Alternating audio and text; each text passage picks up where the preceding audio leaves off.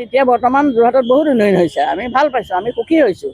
কাৰণ যিখন যোৰহাটত ৰাস্তা পদূলিয়ে মানুহ যাব নোৱাৰে, গাঁত আছিলে আগতে লম্বা লম্বা গাঁত, মানুহ বাইক চাইকেল নিয়াটো বাদে খোজকাঢ়িও যাব নোৱাৰা হৈছিলোঁ। কিন্তু এতিয়া বৰ্তমান এই চৰকাৰ দিনত আমি যিখিনি উন্নয়ন পাইছোঁ, যিখিনি সুবিধা পাইছোঁ, বহুত সুবিধা পাইছোঁ। মহিলাখনি যিখিনি আঁচনি পাইছে, মহিলাসকলে যি সুবিধা পাইছে, ৰাইজে যি সুবিধা পাইছে, অহা যোৱা আমি বহুতখিনি সুবিধা পাইছোঁ। গতিকে এতিয়া বৰ্তমান আগতকৈ এতিয়া বহুত আমাৰ যোৰহাটখন উন্নতি হ'ল। যি উন্নয়ন কৰিব ৰাইজৰ অভাৱ অভিযোগ বা ৰাইজৰ সুবিধা যি কৰিব তাৰ ফালেতো দিব লাগিব। আমি গণতান্ত্ৰিক দেশৰ নাগৰিক হিচাপে আমি কাইলৈ ভোটদান সাব্যস্ত কৰিবই লাগিব।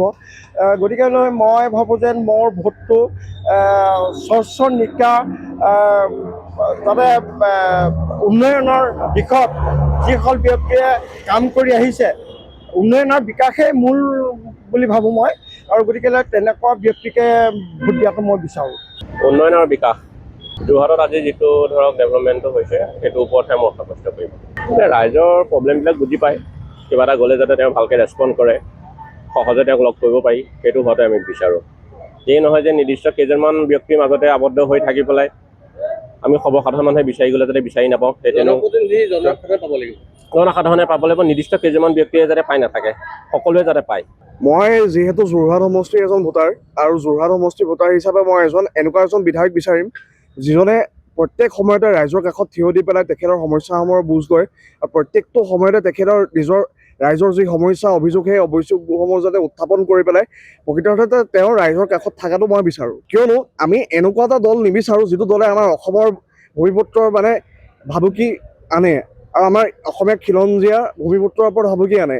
মই এনেকুৱা এটা দল নিবিচাৰোঁ যিটো অবৈধ বাংলাদেশীক আশ্ৰয় দিয়ে আৰু আমাৰ অসমীয়া খিলঞ্জীয়া ভূমিপুত্ৰৰ বাবে আপোনাৰ পিঠি দিয়ে। মই এনেকুৱা এটা দল নিবিচাৰোঁ।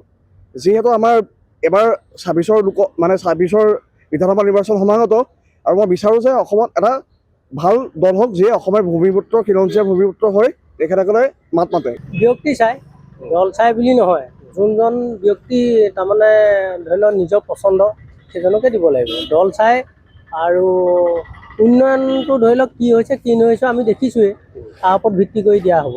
অসমখনৰে বহুত উন্নতি হৈছে, বিশেষকৈ যোৰহাটৰ এতিয়া আমি য'ত আছোঁ অভাৰব্ৰিজখন হৈছে, যোৰহাটখনৰ বিভিন্ন জেগাত হৈছে, আগে পিছে হোৱাই নাই। কংগ্ৰেছৰ দিনত বুলি নহয়, আগৰ চৰকাৰে কোনো কামেই নকৰিলে, এনেই বহি থাকিলে। উন্নয়নৰ ক্ষেত্ৰত অসমখনৰ সব জেগাতে হৈছে, বিশেষকৈ যোৰহাটতো হৈছে। সেইকাৰণে আমি উন্নয়নৰ বিচাৰকক আৰু উন্নয়নৰ প্ৰতিনিধিক আমি ভোটটো দিবলৈ বিচাৰ কৰোঁ। সকলোৱে ৰাইজৰ উপকাৰ কৰা আৰু তেওঁ যাতে হাঁহি মুখে মান মাতে, আমি যিকোনো মানুহে তেওঁৰ ওচৰলৈ যাব পাৰোঁ, তেওঁক আমি যিকোনো কথা ক'লে তেওঁ যাতে হাঁহি মাৰি কথাটো শুনে আৰু আমাৰ কাম বন কৰি দিয়ে, সেই তেনেকুৱা এজন বিচাৰোঁ। দলক গুৰুত্ব দিম প্ৰথম কথা, আৰু প্ৰাৰ্থীজনো যোৰহাটৰ বৰ্তমান ভালেই উঠিছে, কিন্তু দলটোক আমি কৰিম, চৰকাৰ গঠন কৰা দলটোকেই।